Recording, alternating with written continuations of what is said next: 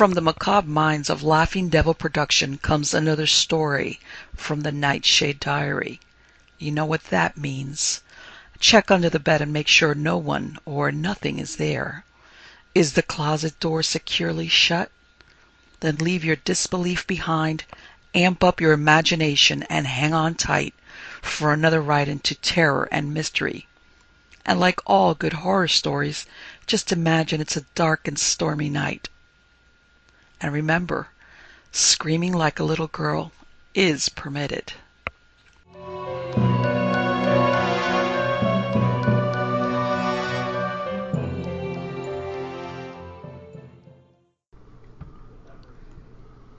Jean Bouchon by Sabine Baring-Gould.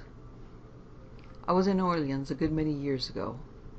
At the time it was my purpose to write a life of Joan of Arc, and I considered it advisable to visit the scenes of her exploit so as to be able to give to my narrative some local color.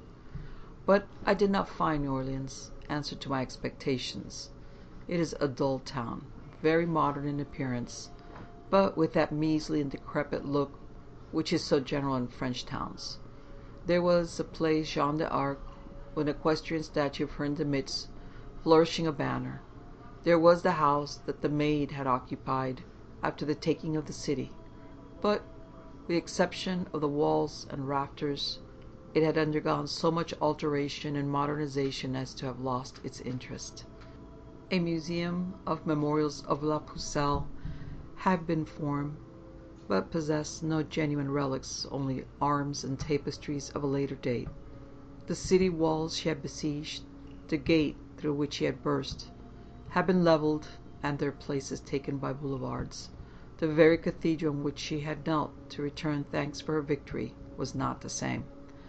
That had been blown up by the Huguenots, and the cathedral that now stands was erected on its ruins in 1601. There was an enormous figure of Jeanne on the clock, never wound up, upon the mantel-shelf in my room at the hotel, and there were chocolate figures of her in the confectioner's shop windows for children to suck. While I sat down at 7 p.m. to table d'hôte at my inn, I was out of heart.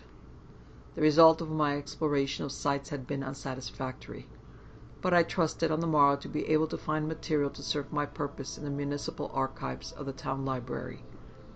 My dinner ended, I sauntered to a café.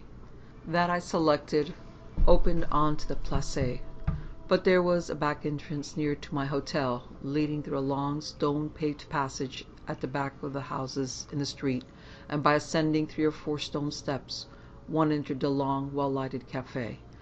I came into it from the back by this means, and not from the front. I took my place and called for a café cognac. Then I picked up a French paper and proceeded to read it, all but the feuilleton. In my experience, I have never yet come across anyone who reads the feuilletons in a French paper, and my impression is that these snippets of novel are printed solely for the purpose of filling up space and disguising the lack of news at the disposal of the editors. The French papers borrow their information relative to foreign affairs largely from the English journals, so that they are a day behind ours in the foreign news that they publish. While I was engaged in reading, something caused me to look up, and I noticed standing by the white marble-topped table on which was my coffee a waiter, with a pale face and black whiskers, in an expectant attitude. I was a little nettled at his precipitancy in applying for payment, but I put it down to my being a total stranger there, and without a word I set down half a franc and a 10-centime coin, the latter as his pourboire. Then I proceeded with my reading. I think a quarter of an hour had elapsed when I rose to depart, and then to my surprise I noticed the half-franc still on the table, but the sou-piece was gone. I beckoned to a waiter and said, "One of you came to me a little while ago demanding payment. I think he was somewhat hasty in pressing for it. However, I set the money down, and the fellow has taken the tip and has neglected the charge for the coffee." "Sapristi!" exclaimed the garçon. "Jean Bouchon has at his tricks again." I said nothing further, asked no questions. The matter did not concern me or indeed interest me in the smallest degree, and I left. Next day I worked hard in the town library. I cannot say that I lighted on any unpublished documents that might serve my purpose. I had to go through the controversial literature relative to whether Jeanne d'Arc was burnt or not, for it had been maintained that a person of the same name and also of Arques died a natural death some time later, and who postured as the original warrior maid. I read a good many monographs on the Pucelle of various values, some real contributions to history, others mere second-hand cookings up of well-known and often used material. The sauce in these latter was all that was new. In the evening after dinner I went back to the same café and called for black coffee with a nip of brandy. I drank it leisurely and then retreated to the desk where I could write some letters. I had finished one and was folding it when I saw the same pale-visaged waiter standing by with his hand extended for payment. I put my hand into my pocket, put out a 50-centime piece and a coin of 2 sous and placed them both beside me near the man, and proceeded to put my letter in an envelope, which I then directed. Next I wrote a second letter, and that concluded, I rose to go to one of the tables and to call for stamps, when I noticed that again the silver coin had been left untouched, but the copper piece had been taken away. I tapped for a waiter. "Tiens," said I, "that fellow of yours has been bungling again. He has taken the tip and has left the half-franc." "Oh, John Bouchon once more." "But who is John Bouchon?" The man shrugged his shoulders, and instead of answering my query said, "I should recommend monsieur to refuse to pay Jean Bouchon again. That is, supposing monsieur intends revisiting this café." "I most assuredly will not pay such a noodle," I said, "and it passes my comprehension how you can keep such a fellow on your staff." I revisited the library next day, and then walked by the Loire, that rolls in winter such a full and turbid stream, and in summer, with a reduced flood, exposes gravel and sandbanks. I wandered round the town, and endeavoured vainly to picture it, enclosed by walls and drums of towers, when on April 29th, 1429, Jeanne threw herself into the town and forced the English to retire, discomfited and perplexed. The evening I revisited the café and made my wants known as before. Then I looked at my notes and began to arrange them. Whilst thus engaged I observed the waiter, named Jean Bouchon, standing near the table in an expectant attitude as before. I now looked him full in the face and observed his countenance.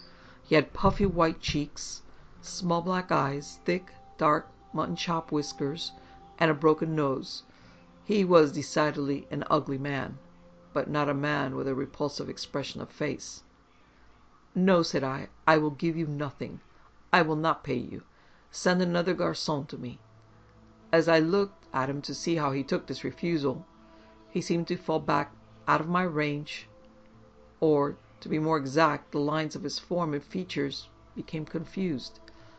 It was much as though I had been gazing on a reflection in still water, that something had ruffled the surface, and all was broken up and obliterated. I could see him no more. I was puzzled and a bit startled, and I rapped my coffee cup with a spoon, to call the attention of a waiter. One sprang to me immediately.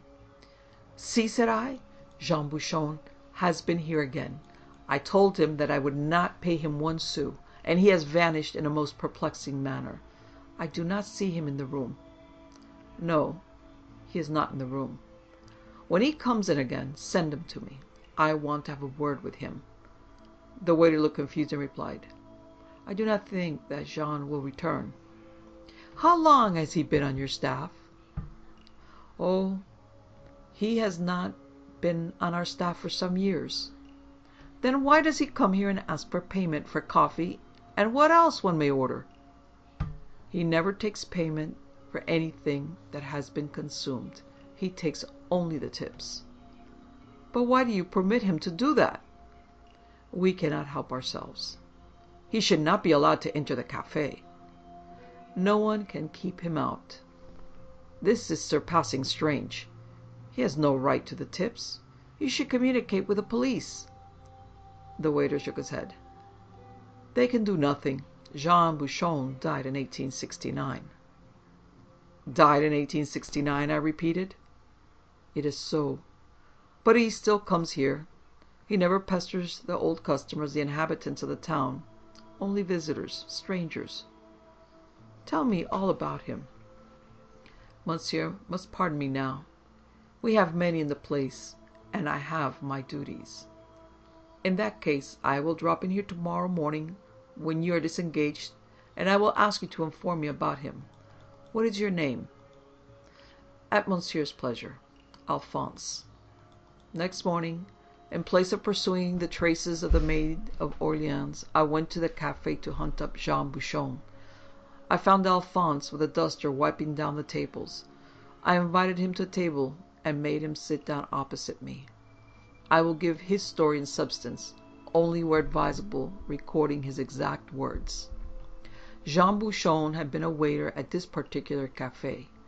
Now, in some of these establishments, the attendants are wont to have a box into which they drop all the tips that are received, and at the end of the week it is opened, and the sum found in it is divided pro rata among the waiters, the head waiter receiving a larger portion than the others. This is not customary in all such places of refreshment, but it is in some, and it was so in this café. The average is pretty constant, except on special occasion, as when a fête occurs, and the waiters know within a few francs what their perquisites will be. But in the café where served Jean Bouchon, the sum did not reach the weekly total that might have been anticipated, and after this deficit had been noted for a couple of months, the waiters were convinced that there was something wrong, somewhere or somehow. Either the common box was tampered with, or one of them did not put in his tips received. A watch was set, and it was discovered that Jean Bouchon was the defaulter. When he had received a gratuity, he went to the box and pretended to put in the coin, but no sound followed, as would have been the case had one been dropped in. There ensued, of course, a great commotion among the waiters when this was discovered. Jean Bouchon endeavoured to brave it out, but the patron was appealed to, the case stated, and he was dismissed. As he left by the back entrance, one of the younger garçons put out his leg and tripped Bouchon up, so that he stumbled and fell headlong down the steps with a crash on the stone floor of the passage. He fell with such violence on his forehead that he was taken up insensible. His bones were fractured, there was concussion of the brain, and he died within a few hours without recovering consciousness. We were all very sorry and greatly shocked, said Alphonse. We did not like the man. He had dealt dishonourably by us, but we wished him no ill, and our resentment was at an end when he was dead. The waiter who had tripped him up was arrested and was sent to prison for some months, but the accident was due to une mauvaise plaisanterie, and no malice was in it, so that the young fellow got off with a light sentence. He afterwards married a widow with a café at Vierzon, and is there, I believe, doing well. Jean Bouchon was buried, continued Alphonse, and we waiters attended the funeral and held white kerchiefs to our eyes. Our head waiter even put a lemon into his that by squeezing it he might draw tears from his eyes. We all subscribed for the interment, that it should be dignified, majestic as becomes a waiter. And do you mean to tell me that Jean Bouchon has haunted this café ever since? Ever since 1869, replied Alphonse. And there is no way of getting rid of him? None at all, monsieur. One of the canons of Bourges came in here one evening. We did suppose that Jean Bouchon would not approach, molest an ecclesiastic, but he did. He took his pourboire and left the rest, just as he treated monsieur. Ah, monsieur, but Jean Bouchon did well in 1870 and 1871 when those pigs of Prussians were here in occupation. The officers came nightly to our café, and Jean Bouchon was greatly on the alert. He must have carried away half of the gratuities they offered. It was a sad loss to us. This is a very extraordinary story, said I. But it is true, replied Alphonse. Next day I left Orleans.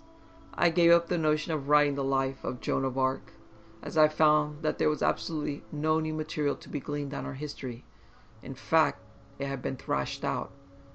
Years passed, and I had almost forgotten about Jean Bouchon, when the other day I was in Orleans once more on my way south, and at once the whole story recurred to me. I went that evening to the same cafe. It had been smartened up since I was there before. There was more plate glass, more gilding, electric light had been introduced. There were more mirrors. There were also ornaments that had not been in the cafe before. I called for café cognac and looked at the journal, but turned my eyes on one side occasionally, on the lookout for Jean Bouchon. But he did not put in an appearance. I waited for a quarter of an hour in expectation, but saw no sign of him. Presently I summoned a waiter, and when he came up I inquired, "But where is Jean Bouchon?" Monsieur asked after Jean Bouchon. The man looked surprised. "Yes, I have seen him here previously." "Where is he at present?" "Monsieur has seen Jean Bouchon?" "Monsieur perhaps knew him. He died in 1869. "I know that he died in 1869, but I made his acquaintance in 1874. I saw him thrice, and he accepted some small gratuities of me." "Monsieur tipped Jean Bouchon?" "Yes, and Jean Bouchon accepted my tips." "Tiens, and Jean Bouchon died 5 years before." "Yes, and what I want to know is how you have rid yourselves of Jean Bouchon, for that you have cleared the place of him is evident, or he would have been pestering me this evening." The man looked disconcerted and irresolute. "Hold," said I, "is Alphonse here?" "No, monsieur. Alphonse has left 2 or 3 years ago, and monsieur saw Jean Bouchon in 1874. I was not then here. I have been here only 6 years." "But you can in all probability inform me of the manner of getting quit of Jean." "Monsieur, I am very busy this evening.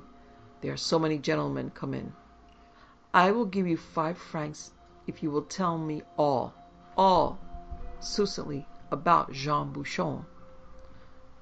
"Will monsieur be so good as to come here tomorrow during the morning, and then I place myself at the disposition of monsieur.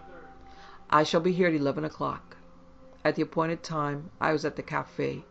If there is an institution that looks ragged and dejected and dissipated, it is a cafe in the morning, when the chairs are turned upside down, the waiters are in aprons and shirt sleeves, and a smell of stale tobacco lurks about the air, mixed with various other unpleasant odors. The waiter I had spoken to on the previous evening was looking out for me. I made him seat himself at a table with me. No one else was in the saloon except another garçon who was dusting with a long feather brush. "Monsieur," began the waiter, "I will tell you the whole truth. The story is curious, and perhaps everyone would not believe it, but it is well documented. Jean Bouchon was at one time in service here. We had a box.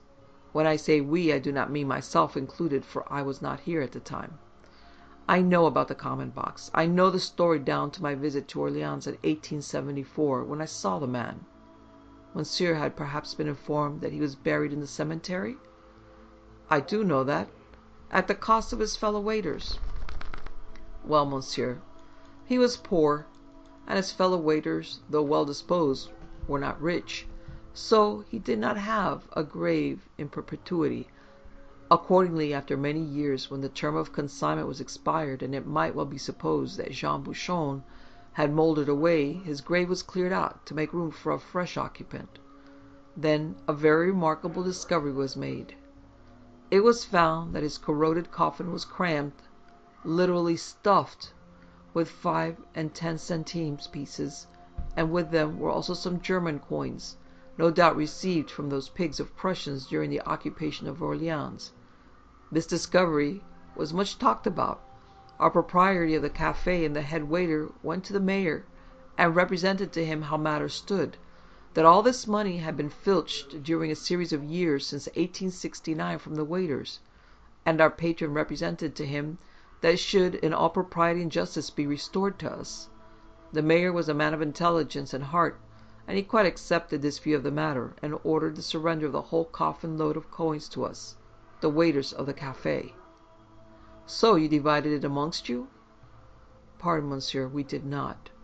It is true that the money might legitimately be regarded as belonging to us, but then those defrauded, or most of them, had left long ago, and there were among us some who had not been in service in the cafe more than a year or 18 months. We could not trace the old waiters. Some were dead. Some had married and left this part of the country. We were not a corporation. So we held a meeting to discuss what was to be done with the money. We feared, moreover, that unless the spirit of Jean Bouchon were satisfied, he might continue revisiting the cafe and go on sweeping away the tips. It was of paramount importance to please Jean Bouchon, to lay out the money in such a manner as would commend itself to his feelings. One suggested one thing, one another. One proposed that the sum should be expended on masses for the repose of Jean's soul, but the head waiter objected to that. He said that he thought he knew the mind of Jean Bouchon, and that this would not commend itself to it. He'd said, did our head waiter, that he knew Jean Bouchon from head to heels, and he proposed that all the coins should be melted up, and that out of them should be cast a statue of Jean Bouchon in bronze, to be set up here in the cafe, as there were not enough coins to make one large enough to be erected in the Place. If Monsieur will step with me, he will see the statue. It is a superb work of art. He led the way, and I followed. In the midst of the cafe stood a pedestal, and on this basis a bronze figure, about 4 feet high. It represented a man reeling backward, with a banner in his left hand, and the right raised towards his brow, as though he had been struck there by a bullet. A sabre, apparently fallen from his grasp, lay at his feet. I studied the face, and it was most assuredly unlike Jean Bouchon, with his puffy cheeks, mutton-chop whiskers, and broken nose, as I recalled him. But, said I, the features are not, pardon me, at all resemble those of Jean Bouchon. This might be the young Augustus or Napoleon. The first, the profile is quite Greek. It may be so, replied the waiter, but we had no photograph to go by. We had to allow the artist to exercise his genius, and above all, we had to gratify the spirit of Jean Bouchon. I see, but the attitude is inexact. Jean Bouchon fell down the steps headlong, and this represents a man staggering backwards. It would have been inartistic to have shown him precipitated forward. Besides, the spirit of Jean might not have liked it. Quite so, I understand. But the flag? That was an idea of the artist. Jean could not be made holding a coffee cup. You will see the whole makes a superb subject. Art has its exigencies. Monsieur will see underneath is an inscription on the pedestal. I stooped, and with some astonishment read, Jean Bouchon, Mort sur le champ de gloire, 1870, Deus et decorum et pro patria mori. Why, I objected, he died from falling a cropper in the back passage, not on the field of glory. Monsieur, all Orleans is a field of glory. Under S. Agnon, did we not repel Attila and his Huns in 451? Under Jeanne d'Arc, did we not repulse the English? Monsieur will excuse the allusion. In 1429, did we not capture Orleans from the Germans in November 1870? That is all very true, I broke in, but Jean Bouchon neither fought against Attila, nor with La Pucelle, nor against the Prussians. Then Deus et decorum et pro patria mori is rather strong, considering the facts. How? Does not Monsieur see that the sentiment is patriotic and magnificent? I admit that, but dispute the application. Then why apply it? The sentiment is all right, but by implication it refers to Jean Bouchon, who died not for his country, but in a sordid coffee-house brawl. Then again, the date is wrong. Jean Bouchon died in 1869, not in 1870. That is only out by a year. Yes, but with this mistake of a year, and with a quotation from Horace, and with the attitude given to the figure, anyone would suppose that Jean Bouchon had fallen in the retaking of Orleans from the Prussians. Ah, monsieur, who looks on a monument and expects to find thereon the literal truth relative to the deceased. This is something of a sacrifice to truth, I demurred. Sacrifice is superb, said the waiter. There is nothing more noble, more heroic than sacrifice. But not the sacrifice of truth. Sacrifice is always sacrifice. Well, said I, unwilling to further dispute, this is certainly a great creation out of nothing. Not out of nothing, out of the coppers that Jean Bouchon had filched from us, and which choked up his coffin. Jean Bouchon has been seen no more? No, monsieur. And yet? Yes, once, when the statue was unveiled, our patron did that. The cafe was crowded. All our habitués were there. The patron made a magnificent oration. He drew a superb picture of the moral, intellectual, social, and political merits of Jean Bouchon. There was not a dry eye among the audience. The speaker choked with emotion. Then, as we stood in a ring not too near, we saw, I was there and I distinctly saw, so did the others, Jean Bouchon standing with his back to us, looking intently at the statue of himself. Monsieur, as he thus stood, I could discern his black mutton-chop whiskers projecting upon each side of his head. Well, sir, not one word was spoken. A dead silence fell upon all. Our patron ceased to speak and wiped his eyes and blew his nose. A sort of holy awe possessed us. Then, after the lapse of some minutes, Jean Bouchon turned himself about, and we all saw his puffy pale cheeks, his thick sensual lips, his broken nose, his little pig's eyes. He was very unlike his idealized portrait in the statue. But what matters that? It gratified the deceased, and it injured no one. Well, monsieur, Jean Bouchon stood facing us, and he turned his head from one side to another, and gave us all what I may term a greasy smile. Then he lifted up his hands as though invoking a blessing on us all and vanished. Since then he has not been seen.